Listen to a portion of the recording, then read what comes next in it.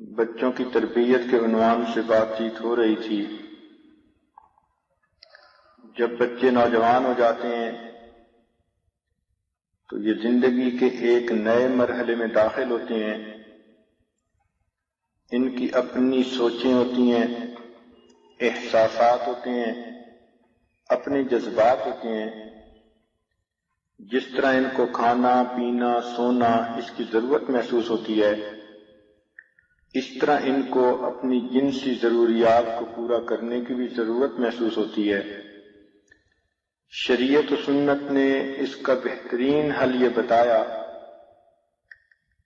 کہ جب بھی بچی کے جوڑ کا خامد مل جائے فوراً اس کی شادی کر دی جائے۔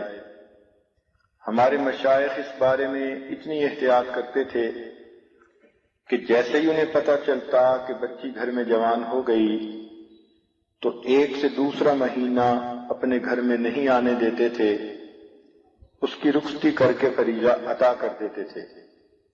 اس لیے کہ کتابوں میں لکھا ہے جوان ہونے کے بعد بیٹی کی اگر شادی نہ ہوئی تو وہ جو گناہ کا کام بھی کرے گی وہ ماں باپ کے نام اعمال میں بھی جائے گا۔ اور آج تو حالت ایسی ہے کہ جہیز کی تیاریوں میں اور ادھر ادھر کی تیاریوں میں اتنی دیر لگا دیتے ہیں کہ ایک بیٹی کی شادی کر رہے ہوتے ہیں اور اس سے نیچے کی 3 بیٹیاں بھی جوان ہو رہی ہوتی ہیں۔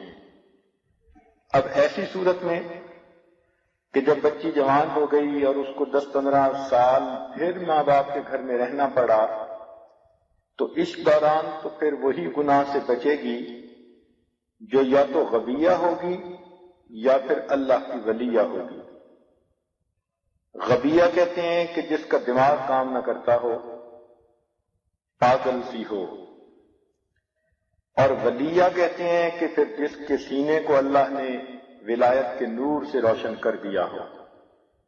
ان دونوں کے درمیان میں جو کوئی ہے اس کا گناہ سے بچنا بہت مشکل ہے، اس لیے کہ شیطان گناہ کی طرف لاتا ہے، اپنا نفس انسان کا گناہ کی طرف کھینچتا ہے، اور کچھ لوگ ہوتے ہیں جو انسان کی شکل میں شیطان کے نمائندے ہوتے ہیں۔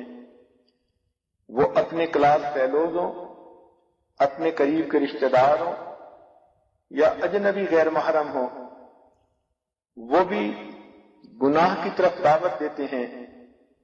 پھر ریڈیو ٹی وی گانا موسیقی ویڈیو اور انٹرنیٹ کے اوپر چیٹنگ، اس نے جلتی پہ تیل کا کام کر دیا۔ ایسی صورتحال میں جب اس نوجوان بچی کو ہر طرف گناہوں کی کشش کھینچتی ہے تو پھر اس کی سوچوں میں فرق آنا شروع ہو جاتا ہے۔ حیا ایک قدرتی اور فطری چیز ہے جو اللہ نے عورت میں رکھی ہے۔ اس کے لیے حیا اور پاک دامنی کی زندگی گزارنا مشکل ہوتا ہے، اس کو اپنے اندر ایک جنگ کرنی پڑتی ہے۔ اب خوش نصیب بچیاں اس جنگ کو سمجھتی ہیں کہ ہم جہاد کر رہی ہیں۔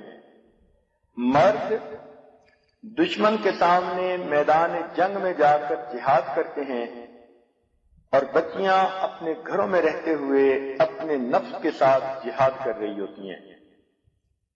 ان کو ادھر ادھر سے گناہ کی دعوتیں ملتی ہیں، مگر وہ سمجھتی ہیں کہ ہم نے اپنے ناموس کی حفاظت کر لی، اللہ کی نظر میں ہم فتح یاب ہوں گی۔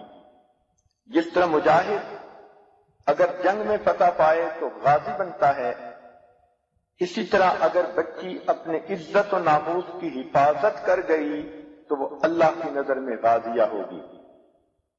تو مردوں کا جہاد میدان جنگ میں، عورت کا جہاد 24 گھنٹے اپنے گھر میں رہتے ہوئے اپنے نفس کے ساتھ۔ مرد کا جہاد کھلا ہوتا ہے، سب کے سامنے ہوتا ہے۔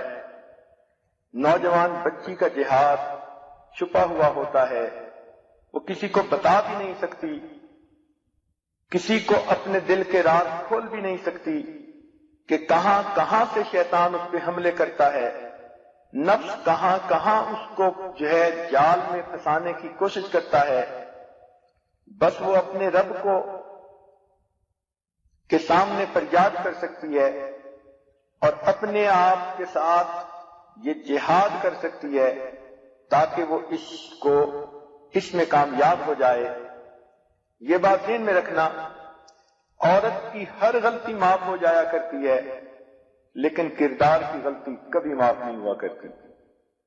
اس لیے عورت کی تربیت میں اگر کوئی اور کمی رہ گئی کہ زبان دراز ہے، غصے کی تیز ہے، ضدی ہے، کام چور ہے، غافلہ ہے، سست ہے، اس قسم کی تمام اس کی کمزوریاں برداشت آسانی سے کر لی جاتی ہیں، لیکن اس کے کردار کی کمزوریاں برداشت کرنے پہ کوئی تیار نہیں ہوتا۔